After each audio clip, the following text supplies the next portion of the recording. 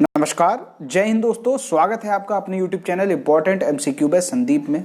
दोस्तों, DElEd fourth semester की तैयारी के क्रम में आज हम मॉडल पेपर नंबर 3 का सॉल्यूशन वाला वीडियो लेकर आए। इससे पहले हमने डीएलएड फोर्थ सेमेस्टर गणित का मॉडल पेपर 3 आपको उपलब्ध कराया था और आपसे बोला था कि इस मॉडल पेपर को सॉल्व करके रखिए। जब मैं सॉल्यूशन वाला वीडियो अपलोड करूंगा तब वहां से आप अपने आंसर्स को मैच कर लीजिएगा और जो सही उत्तर हैं आप अपने मिला सकते हैं। और नीचे कमेंट बॉक्स में आपको ये बताना है कि आपके कितने उत्तर सही हैं, यानी आपके कितने नंबर आ रहे हैं 25 नंबर में से। चलिए शुरू करते हैं आज का वीडियो। इन सभी प्रश्नों के मैं आपको सॉल्यूशन दूंगा इस वीडियो के माध्यम से। तो यहाँ पर आपके सामने जो पहला प्रश्न है ये आप देख सकते हैं। पहला प्रश्न है, किसी चतुर्भुज के सम्मुख कोण बराबर हैं तो वो चतुर्भुज कैसा होगा।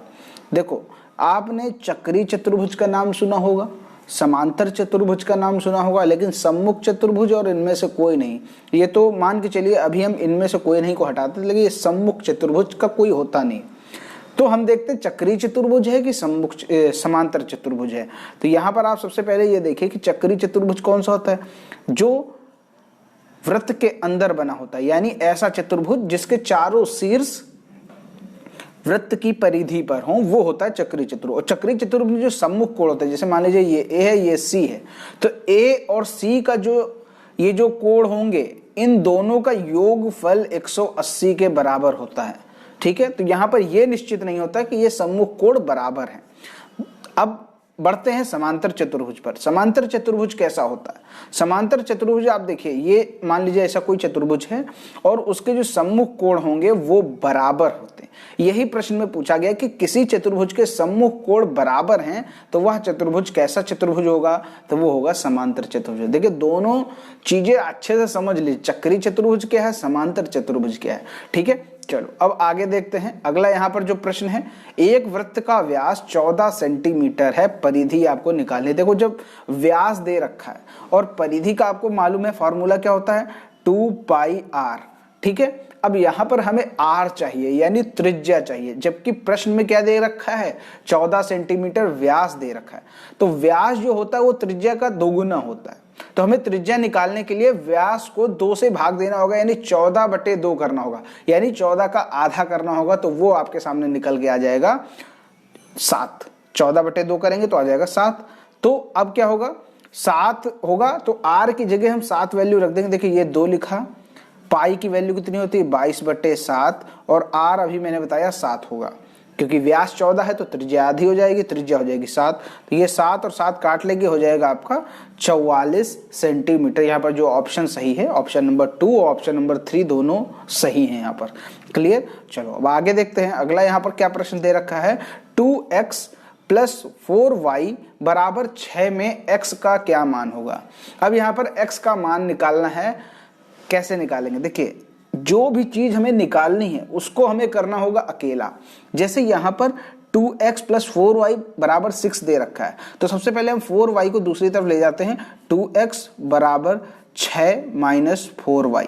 ठीक है, अब यहां पर ये जो 2 लगा है x के साथ, ये भी यहां से हटाएंगे क्योंकि हमें x का मान चाहिए। तो 6 - 4y/2। ठीक है, अब ऊपर आप देख रहे हैं 6 है और 4y है, तो यहां से हम 2 कॉमन ले सकते हैं। 2 यहां कॉमन ले लिया तो 2 हो गया 3 - 2y। ठीक, और बटे 2। अब ये 2 कट जाएगा, बचेगा ऊपर केवल 3 - 2y। तो यहां पर जो x की वैल्यू निकल के आ गई 3 - 2y। तो 3 - 2y कहां पे ऑप्शन में है, ये आप बताइए। 3 - 2y आपका ऑप्शन नंबर 2 इसका सही हो जाएगा। दोस्तों, अगर आपका भी सही हुआ है तो नीचे कमेंट में बताएं कि हाँ, तीसरा क्वेश्चन मेरा भी सही हुआ है। अब अगला प्रश्न है, प्रश्न संख्या 4, √2025 = *√81। सबसे पहले हम अंडर रूट वाली संख्याओं को इनके वर्गमूल में लिखते हैं। जैसे 20, 25, ये किसका वर्गमूल होता है, ये होता है आपका 45 का। क्वेश्चन मार्क लगा दिया, गुणे 81 किसका वर्ग होता है, वो होता है 9 का। ठीक है, अब क्वेश्चन मार्क की जगह क्या आएगा, 9 को बराबर के उस तरफ ले जाते हैं, 25/9। तो ये कट जाएगा, 9 × 5 = 45, यानी क्वेश्चन मार्क की जगह क्या आएगा, वो आ जाएगा आपका 5। ठीक है, तो यहाँ पर कहीं 5 ऑप्शन में है, ऑप्शन नंबर 2 में 5 है, तो यही आपका सही हो जाएगा। क्लियर। अब प्रश्न देखते हैं, प्रश्न संख्या 5। यदि सिक्के को 75 बार उछाला जाए, 16 बार शीर्ष आए तो पूंछ कितने बार आए? पूंछ मतलब टेल कितने बार। देखिए यहां पर जब सिक्का उछाला जाता है, अगर 10 बार सिक्का उछाला गया है तो अगर कुछ भी ना बोला जाए, शीर्ष आया कि टेल आया, यानी हेड आया या टेल आया, कुछ भी ना बताया जाए, तो ये हम मानते हैं कि अगर 10 बार सिक्का उछाला गया तो आधे बार हेड आया होगा और आधे बार टेल आया होगा। लेकिन अगर यहाँ पर ये साफ साफ बोल दे कि 16 बार शीर्ष आ रहा है, 75 में 16 बार शीर्ष आ रहा है तो पूंछ कितने बार आएगा? जब 75 में 16 बार शीर्ष आ गया तो 75 में हम 16 को घटा दें तो आप समझ जाएंगे कि कितने बार पूंछ यानी कितने बार टेल आ सकता है। क्लियर। 75 बार सिक्के को उछाल रहे हैं, 16 बार हेड आ रहा है तो 59 बार टेल आएगा। क्लियर कर ली बात। अगला यहां पर प्रश्न है, एक बैग में 20 गेंदें हैं, 8 लाल हैं, 7 नीली हैं, 3 हरी और 2 सफेद। बैग में एक गेंद निकाली जाती, बैग से एक गेंद हमने निकाल ली तो गेंद लाल हो, इसकी क्या प्रायिकता है? यहां पर लाल गेंद होनी चाहिए, इसकी क्या प्रायिकता है? तो सबसे पहले हम ये देख लें कि गेंदे लाल हैं कितनी। 8 गेंदे लाल हैं और कुल बैग में कितनी गेंदें? 20 गेंदें। यानी प्रायिकता यानी संभावना, संभावना का हमने आपको कई बार सूत्र बताया है कि संभावित परिणाम बटे कुल परिणाम। तो यहां पर लाल गेंद निकालनी है हमें, ठीक है। तो लाल कितनी संभावित हैं? 8 गेंदें लाल हैं, यानी ये संभावित परिणाम है। और कुल परिणाम कितने हैं? 20। यानी जो लाल गेंद निकलने की संभावना क्या होगी, लाल गेंद निकलने की प्रायिकता क्या होगी? 8/20। इसको आप काट सकते हैं, 4 दूना 8 और 4 पंचे 20, यानी इसका उत्तर कितना आएगा? 2/5। आसानी से समझ लीजिए, कोई कठिनाई नहीं है। ओके, चलो अब आगे देखते हैं। अगला यहाँ पर क्या प्रश्न है? अगला प्रश्न दे रखा है 0.015 को भिन्न में बदलो। भिन्न में बदलना है, ये दशमलव में संख्या दे रखी है, दशमलव हटाइए, नीचे 0 बढ़ाइए। देखिए 0.015, दशमलव के बाद कितने अंक हैं? दशमलव के बाद 3 अंक है। देखिए 1, 2 और 3, 0, 1, 5, यानी कुल 3 अंक हैं। तो दशमलव हटाइए, दशमलव ये हमने हटा दिया और नीचे 3 0 बढ़ा दिए। क्लियर हो गई बात? 1 लगा के 3 0 बढ़ा दिए। समझ गए बात को? क्लियर। चलो अब यहां पर हम इसको काट लेते हैं तो ये आसानी से भिन्न में बदल जाएगा। जैसे हम इसको काटेंगे, 5 3 15 और 200, 3/200 इसका आंसर आ जाएगा। क्लियर हो गई बात? अगर कोई डाउट है तो नीचे कमेंट में बताइए। 0.015 को भिन्न में अगर बदलना है तो सबसे पहले तो यहां से दशमलव हटाएंगे, नीचे 0 बढ़ाएंगे और फिर उसको काट लेंगे अगर कटने लायक है। अगर कटने लायक नहीं है तो एज इट इज आंसर आप घोषित कर देंगे। क्लियर हो गई बात? चलो अब अगला प्रश्न यहाँ पर देखिए, प्रश्न संख्या 8 यहाँ है, 6 अंकों की बड़ी से बड़ी पूर्ण वर्ग संख्या ज्ञात कीजिए। अब 6 अंकों की बड़ी से बड़ी पूर्ण वर्ग संख्या, देखिए सबसे पहले हमें ये पता होना चाहिए 6 अंकों की सबसे बड़ी संख्या कौन सी होती है। देखिए अगर पूछा जाए सबसे बड़ी संख्या तो जितने अंकों की पूछो उतने बार 9 लिख दो। ये हो गई 6 अंकों की सबसे बड़ी संख्या। अब 6 अंकों की सबसे बड़ी संख्या ये आपके सामने निकल आई। अब यहाँ पर लेकिन पूछ रहा है पूर्ण वर्ग संख्या बतानी है आपको। तो पूर्ण वर्ग संख्या निकालने के लिए हमें क्या करना होगा? इसका वर्गमूल निकालना होगा। कैसे इसका वर्गमूल निकालेंगे ये देखते हैं। ये यहाँ पर आप देख सकते हैं कि 6 अंकों की सबसे बड़ी संख्या सबसे पहले हमने लिख ली, फिर इसका हम वर्गमूल निकालने का प्रयास करते हैं। इसका जब हम वर्गमूल निकाल लेंगे भाग विधि से तो आप देखेंगे अंतिम में कुछ शेषफल बचता है।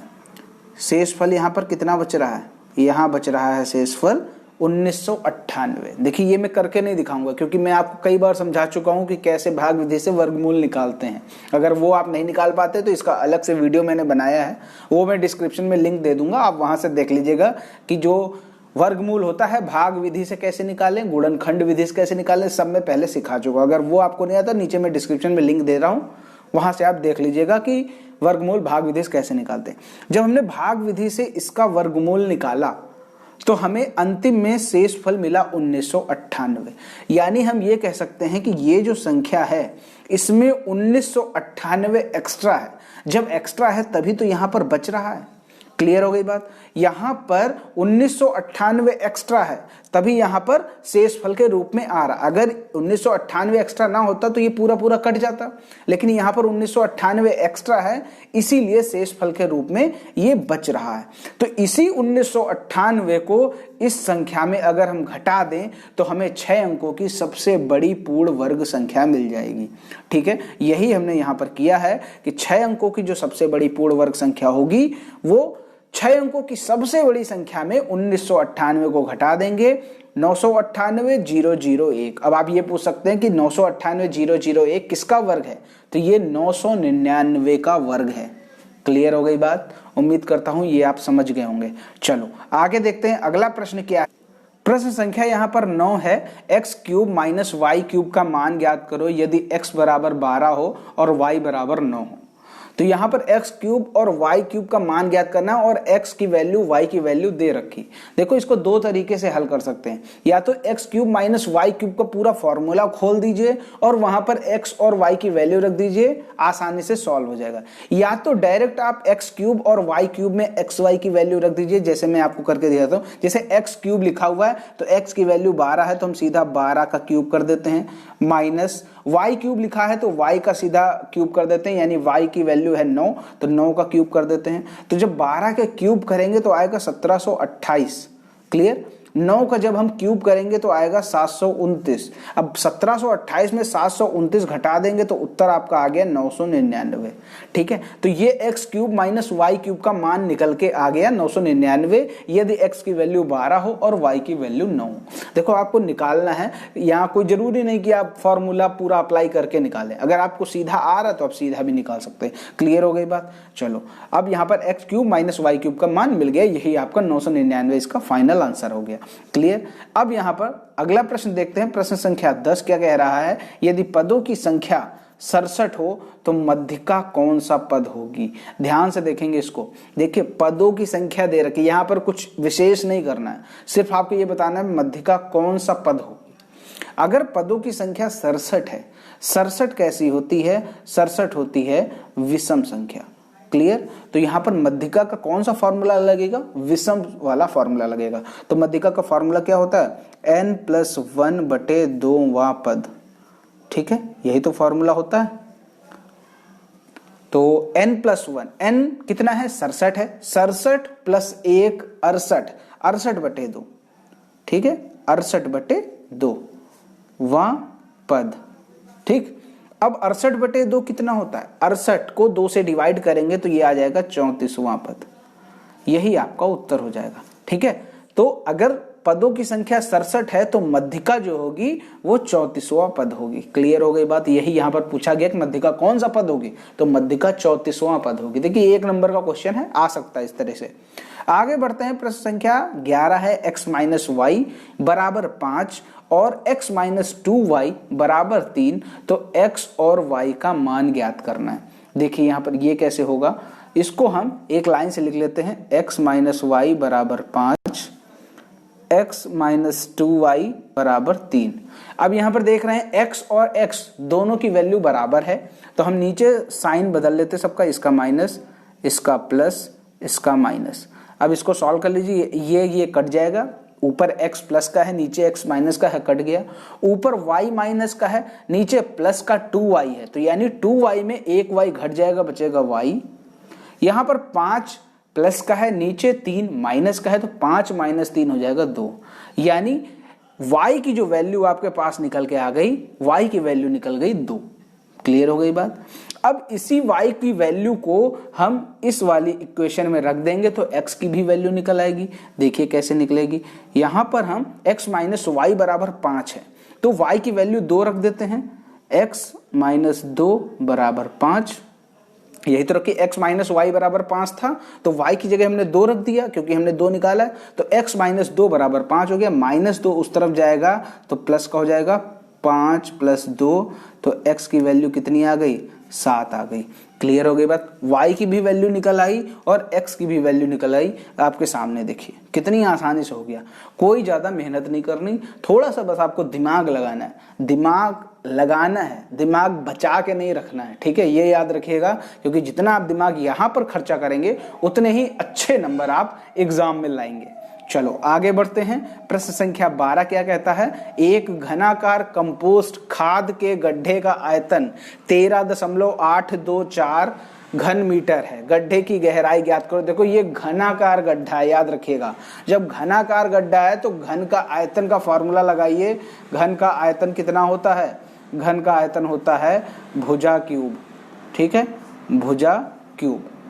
घन का आयतन प्रश्न में कितना दे रखा है, 13.824 और भुजा क्यूब हो जाएगा, ठीक।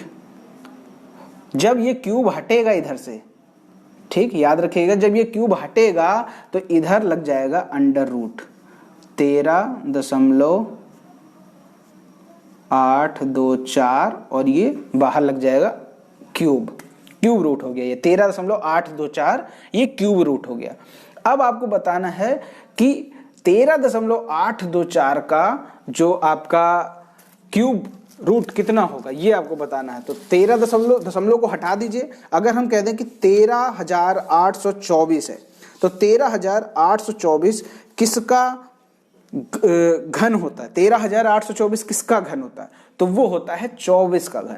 तो 24 का घन होता है और हम घन निकाल लें तो दशमलव के बाद देख लीजिए 3 के जोड़े बना लीजिए, तो एक ही जोड़ा बन रहा है, तो यानी एक ही संख्या के बाद हम दशमलव लगाएंगे। तो यहाँ पर 13,824 24 का घनमूल होता है, 24 का घन होता है, ठीक है। तो दाईं तरफ से एक अंक के बाद दशमलव लगा दीजिए। ये हमने दाईं तरफ से एक अंक के बाद दशमलव लगा लिया, 2.4 मीटर इसकी भुजा निकल के आ गई। क्लियर हो गई बात। देखो आसानी से समझ लीजिए, घन के आयतन का हमने फार्मूला लिख दिया। घन का आयतन प्रश्न में दे रखा है 13.824, तो घन के आयतन की जगह हमने 13.824 रख दिया, बराबर भुजा क्यूब कर दिया। अब भुजा क्यूब का जो क्यूब हम हटाएंगे तो दूसरी तरफ लग जाएगा क्यूब रूट लग जाएगा, ठीक है। अब 13,824 आपको पता है कि 24 का घन होता है। हम दशमलव लगाने के लिए थोड़ी मेहनत करेंगे। कैसे दशमलव लगाएंगे, यहां पर देखिए, जब घन निकालते हैं तो 3 के जोड़े बनाते हैं, तो दशमलव की तरफ हमने देखा, दशमलव की दाईं तरफ देखा हमने कि 3 का एक जोड़ा बन रहा है, तो उसी एक जोड़े को हम ले लेंगे। जब हम इसका घन निकाल लेंगे, जब हम इसका घनमूल निकाल लेंगे तो बाईं तरफ से हम एक अंक के बाद दशमलव लगा देंगे। क्लियर हो गई बात। तो यहां पर भुजा आपकी निकल के आ गई 2.4 मीटर। क्लियर हो गई बात। अब अगला प्रश्न देखते हैं। दो पासों को एक साथ फेंकने पर ऊपर आने वाले अंकों का योगफल 4 से न्यून होने की घटनाओं का समुच्चय लिखो। देखो जब दो पासे फेंके जाते हैं तो जो ऊपर कोई ना कोई नंबर जरूर आएगा, दोनों में कोई ना कोई नंबर आएगा, और उन दोनों अंकों का जो योगफल हो वो 4 से कम होना चाहिए, न्यून यानी 4 से कम होना चाहिए। ऐसे हमें नंबर चाहिए, ऐसे नंबरों का हमें समुच्चय चाहिए। जैसे मान लेते हैं हम एक बार पासा फेंकते हैं और पहले पासे में 1 आता है और दूसरे पासे में भी 1 आता है, एक समुच्चय आपको ये मिल गया।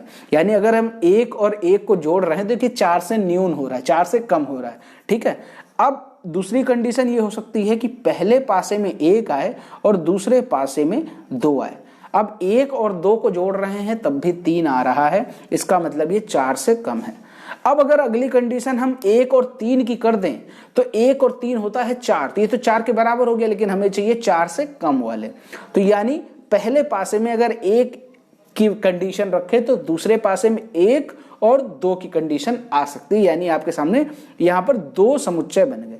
अब तीसरा समुच्चय बन सकता है कि अगर पहले पासे में 2 आ जाए और दूसरे पासे में 1 आ जाए, ठीक है, पहले पासे में 2 आ जाए और दूसरे पासे में 1 आ जाए, एक ये कंडीशन बन सकती है। अब अगर अगली कंडीशन और देखें कि पहले पासे में 2 आ जाए, दूसरे पासे में भी 2 आ जाए, तो 2 और 2 4 हो जाएगा, ये कंडीशन मैच नहीं करेगी। यानी अगर हम 2 पासों को एक साथ फेंकें और उनके ऊपर आने वाले अंकों का योगफल 4 से न्यून होने की घटनाओं को देखें तो मात्र 3 समुच्चय आपके सामने निकल के आएंगे। उम्मीद करता हूं कि ये चीज आपको समझ में आ गई होगी कि योगफल, ऊपर आने वाले अंकों का जो योगफल है वो 4 से कम होना चाहिए। तो ये आपके सामने 3 कंडीशन लिखी हुई हैं। अगर इनके अलावा और कोई भी कंडीशन है तो आप नीचे कमेंट में बताइए। इनके अलावा और कोई कंडीशन आपको नहीं मिलेगी। उम्मीद करता हूं ये चीज आप समझ गए होंगे। प्रश्न संख्या 14 यहां पर क्या कह रहा है, बहुलक ज्ञात करना है। पद दे रखे 12, 16, 20, 24, 28, इनकी बारंबारता दे रखी है 5, 11, 15, 22। इसका मतलब क्या है, बारंबारता का क्या मतलब है? मतलब ये है कि जो 12 संख्या है वो कितने बार आ रही, 5 बार आ रही। 16 संख्या कितने बार आ रही, 11 बार आ रही। इस तरह आप देखिए कि सबसे ज्यादा बार कौन सी संख्या आ रही। बहुलक का अर्थ होता है ऐसा पद जो सबसे ज्यादा बार आए। समझ गए? सबसे ज्यादा बार कौन सा पद आ रहा है, 28। तो यहां पर हम कह सकते हैं जो बहुलक आपका होगा 28, क्योंकि 28 जो है वो सबसे ज्यादा 22 बार आ रहा है। यानी हम अगर इसको हम लिखना चाहें, इसकी लैंग्वेज कैसे लिखेंगे, इसकी लैंग्वेज हम लिखेंगे पद 28 की बारंबारता सर्वाधिक 22 है, अतः बहुलक 28 होगा। क्लियर हो गई बात? चलो अब आगे देखते हैं। अगला यहां पर जो प्रश्न है, sin 30 plus tan 45 minus cosec 60 upon sec 30 plus cos 60 plus cot 45 का मान ज्ञात करो। तो यहां पर क्या करना होगा, यहां पर सबकी वैल्यूज रख देनी होगी और इसको सॉल्व कर देना होगा। जैसे sin 30 की वैल्यू होती है 1/2, tan 45 की वैल्यू होती है 1 और cosec 60 की वैल्यू होती है 2/√3। अब बात करें sec 30 की, sec 30 की वैल्यू होती है 2/√3 और cos 60 की वैल्यू होती है 1/2 और cot 45 की वैल्यू होती है 1। अगर हम इसको सॉल्व करें तो इसको कैसे सॉल्व करेंगे ये हम आपको दिखा दें। ये आप देख सकते हैं हमने इन सभी की वैल्यू रख दी है। sin 30 की रख दी, tan 45 की रख दी, cosec 60 की रख दी, sec 30 की रख दी, cos 60 की रख दी, cot 45 की रख दी। इन सभी की वैल्यूज रख दी और फिर इसको सॉल्व कर लिया। जैसे ऊपर 1 + 2 + 1 माइनस 2/√3, इन सभी को जब हमने कायदे से जोड़ा और -2/3 को घटाया तो यहाँ पर आपके सामने देख सकते हैं √3 + 2√3 -4 अपॉन 2√3। इसी तरह हमने नीचे वाले को सॉल्व किया तो आया 4 + √3 + 2√3 अपॉन 2√3। यहाँ पर देखिए दोनों में 2√3 नीचे है तो इनको हम काट लेंगे तो यहाँ पर हमारे सामने बच जाएगा √3 + 2√3 - 4 अपॉन 4 + √3 + 2√3। √3 जुड़ जाएगा तो ये 3√3 - 4 हो जाएगा और नीचे आ जाएगा 3√3 + 4। इस तरह हमने इसको सॉल्व कर लिया। आप इतना भी कर देंगे तो ये मान के चलिए आपका उत्तर आ गया। क्लियर हो गई बात? चलो आगे प्रश्न संख्या 16 है, शंकु की ऊंचाई 9 सेंटीमीटर और आधार का क्षेत्रफल 38.5 सेंटीमीटर स्क्वायर। इसको कैसे सॉल्व करेंगे, यहाँ पर शंकु का आयतन निकालना है। सबसे पहले हम शंकु का जो डायग्राम है उसको देख लेते हैं। मान के चलते हैं ये आपका शंकु है, ठीक है। अब यहाँ पर ये बोला जा रहा है जो शंकु की ऊंचाई है वो 9 सेंटीमीटर, यानी ये जो है ये 9 सेंटीमीटर है। और यहाँ पर बोल रहे हैं कि जो इसका आधार का क्षेत्रफल है, यानी ये आधार का क्षेत्रफल, ठीक, ये वाला गोल गोल जो नीचे का एरिया होता है, इसका जो क्षेत्रफल है 38.5 सेंटीमीटर स्क्वायर। अगर हम आधार के क्षेत्रफल की बात करें तो आधार का जो ये वृत्ताकार है और वृत्त का क्षेत्रफल कितना होता है, πr², यानी πr² की वैल्यू कितनी दे रखी है, 38.5 दे रखी है, ठीक है। और शंकु की ऊंचाई दे रखी है 9 सेंटीमीटर, मतलब h जो है वो 9 सेंटीमीटर, 9.0 या कह सकते हैं कि 9 सेंटीमीटर, ठीक है। और शंकु का आयतन ज्ञात करना है। शंकु का आयतन का फार्मूला क्या होता है, 1/3 πr²h। πr² की वैल्यू आपको दे रखी है 38.5, h की वैल्यू दे रखी है 9। तो क्या हम यहाँ पर सिर्फ और सिर्फ सीधा वैल्यू रखकर आंसर नहीं निकाल सकते? बिल्कुल निकाल सकते हैं। बेहद आसान क्वेश्चन ये बन गया। यानी πr² की वैल्यू दे रखी है, h की वैल्यू दे रखी है, अब बचा क्या, सीधा आप इसको पुट कर दीजिए वैल्यूज, यहाँ पर आपका आंसर आ जाएगा। जैसे हम 1/3 πr²h होता है तो πr² की वैल्यू दे रखी है 38.5, ऊंचाई दे रखी है 9, तो ये h की वैल्यू हमने 9 रख दी। अब ये 3 से 9 को काटेंगे तो 3 × 3 = 9, यानी 38.5 × 3 ये निकल के आया। और इनको जब गुणा करेंगे तो आएगा 115.5 घन सेंटीमीटर। ठीक है, जो आयतन होगा वो घन में निकलेगा। तो यहां पर जो शंकु का आयतन निकल के आ गया 115.5 सेंटीमीटर। क्लियर हो गई बात। अब बढ़ते हैं प्रश्न संख्या 17 की तरफ। प्रश्न संख्या 17 है 52 को ऐसे दो भागों में बांटो जिनका गुणनफल 651 हो। ये आपको बताना है कि 52 को ऐसे दो भागों में बांटना है जिनका गुणनफल 651 हो। अगर हम 52 को दो भागों में बांटना चाह रहे हैं, मान लेते हैं अगर हम पहले भाग को मानते हैं x, ठीक है, तो दूसरे भाग को क्या मानना पड़ेगा 52 माइनस एक्स। क्लियर। अगर इसको अगर हम मान लेते x की वैल्यू 7 होती तो जो दूसरा होगा वो 52 माइनस 7 हो जाएगा। ठीक है, ये एक तरीके से एग्जाम्पल मैं आपको बता रहा हूं। अब इसको सॉल्व कैसे करेंगे, इसको सॉल्व करने का तरीका है कि अगर हम पहली संख्या x मान लें तो दूसरी हमें संख्या माननी पड़ेगी 52 माइनस एक्स। इसको मैं आपको सीधा करके दिखाता हूं कैसे ये सॉल्व होगा। ये आप देख सकते हैं, यहां पर हमने पहली संख्या क्या मान ली x मान ली, तो दूसरी कितनी माननी पड़ी 52 माइनस एक्स। अब यहां पर ये भी बता रहे हैं कि दोनों का जो गुणनफल है वो 651 है, तो x और 52 माइनस एक्स का जब हमने कर दिया गुणा तो 651 के बराबर कर दिया। क्लियर हो गई बात। ये तो केवल प्रश्न में दिया, अब आपको आगे सॉल्व करना है। x का गुणा कर देंगे 52 में तो हो जाएगा 52x, x का गुणा x में करेंगे तो हो जाएगा माइनस एक्स स्क्वायर। ठीक है, ये माइनस लगा तो माइनस लगा दिया, x का x में गुणा किया एक्स स्क्वायर आ गया। इस 651 को हमने उठाकर इधर कर लिया, इधर ये प्लस में था बराबर के दूसरी तरफ चला गया तो ये आपका माइनस 651 हो गया। क्लियर हो गई बात। उम्मीद करता हूं इतना तो समझ ही गए होंगे आप। ठीक है, अब इसको ही आप अरेंज कर लीजिए। तो हमने इसको अरेंज कर लिया, तो जो माइनस एक्स स्क्वायर था उसको एक्स स्क्वायर कर दिया। क्यों कर दिया, क्योंकि जो आपका एक्स स्क्वायर अगर हम इसको प्लस में कर ले तो थोड़ा करने में आसानी रहेगी। ठीक है, तो लेकिन आप ये कह सकते हैं कि माइनस एक्स स्क्वायर को एक्स स्क्वायर कैसे कर दिया, इसलिए कर दिया क्योंकि ये पूरी इक्वेशन में हमने माइनस से गुणा कर दिया, तो जो माइनस का था वो हो गया प्लस का और जो प्लस का था वो हो गया माइनस का। तो हमने माइनस से पूरे में गुणा कर दिया, तो माइनस एक्स स्क्वायर था वो हो गया plus x square, 52x plus में था तो ये हो गया माइनस का 52x, माइनस 651 था तो ये हो गया प्लस का 651। ठीक है, अब यहां पर इसके गुणनखंड आप कर लीजिए। गुणनखंड कैसे करते हैं, देखिए जो x की वैल्यू है एक्स स्क्वायर की वैल्यू है यानी 1 है, यहाँ पर कुछ नहीं तो 1 मानते हैं, 651 और 1 का गुणा किया तो कितना आया 651 आया। ठीक है, अब 52 को हमें ऐसे दो भागों में तोड़ना है कि गुणा करने पर 651 है और जोड़ने पर या घटाने पर 52 आ जाए।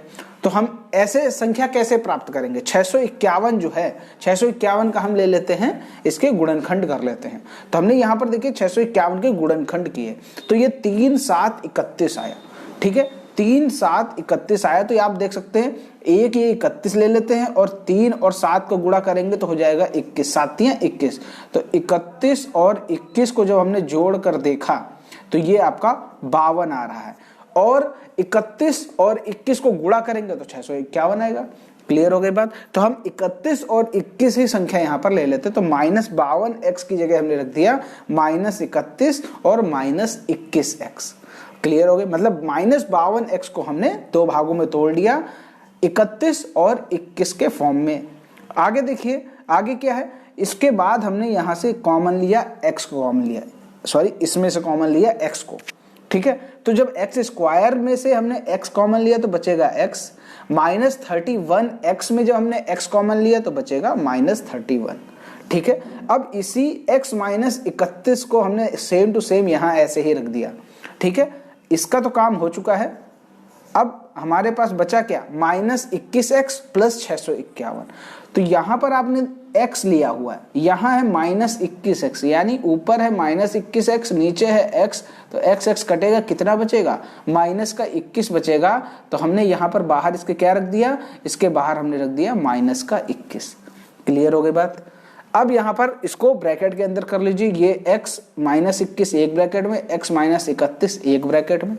क्लियर हो गई बात। अब इनको अलग अलग कर लीजिए, x माइनस 21 बराबर 0, x माइनस 31 बराबर 0, x बराबर 21 हो जाएगा, माइनस 21 बराबर के उस तरफ चला जाएगा प्लस का 21 बन जाएगा, और माइनस 31 बराबर के उस तरफ चला जाएगा तो प्लस का 31 हो जाएगा। तो यहां पर x की दो वैल्यूज निकल के आ गई 21 और 31।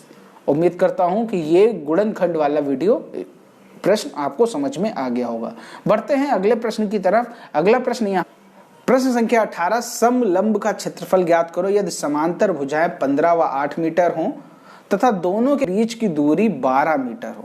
इसको कैसे सॉल्व करेंगे? देखिए यहाँ पर हम समलंब का एक डायग्राम बना लेते हैं। समलंब का ये आपके सामने हो गया डायग्राम, ये हमने यहाँ पर ये डायग्राम बना दिया, ठीक है। और उसके बाद इसकी हमने भुजा दे दी, ये ऊपर वाली मान लेते हैं 8 है, नीचे वाली 15 मान लेते हैं, और इनके बीच की जो दूरी है यानी हम कह सकते हैं ऊंचाई, वो हो गई 12। अब समलंब का क्षेत्रफल क्या होता है? समलंब का क्षेत्रफल होता है 1/2 ब्रैकेट के अंदर दोनों भुजाओं का योगफल गुणे ऊंचाई। तो 1/2 गुणे दोनों भुजाओं का योगफल यानी 15 और 8 का योगफल हो गया 23 गुणे ऊंचाई गुणे 12 कर देंगे। तो अब काट लेते हैं, 2 से 12 को काटेंगे तो आ जाएगा 6, यानी 23 गुणे 6 यानी हो जाएगा 138 वर्ग मीटर। यानी समलंब का जो क्षेत्रफल निकल के आएगा वो आ जाएगा 138 वर्ग मीटर। उम्मीद करता हूं ये आसानी से आपको समलंब का क्षेत्रफल निकालना आ गया होगा। अब इसमें अगर कोई डाउट हो तो नीचे कमेंट में बताइएगा। अब आपके लिए जो हम स्पेशल प्रश्न लेकर आए हैं, जो आपके लिए बना है, प्रश्न संख्या लास्ट वाला देख सकते हैं। एक वृत्त की परिधि 11 सेंटीमीटर है, आपको त्रिज्या ज्ञात करनी। ऑप्शन आपके सामने दे रखे हैं, 3.5, 1.75, 5.5 या फिर 7 सेंटीमीटर। त्रिज्या जो हो नीचे हमें कमेंट में बता दीजिए। अगर आपको ये सारे प्रश्न समझ में आए हों, कोई डाउट हो तो नीचे कमेंट में बताइए। और वीडियो पसंद आया है तो वीडियो को लाइक जरूर करें। चैनल को सब्सक्राइब नहीं किया तो चैनल को सब्सक्राइब करके घंटी का निशान जरूर दबा लें, ताकि ऐसे ही वीडियोस आपको लगातार मिलते रहें।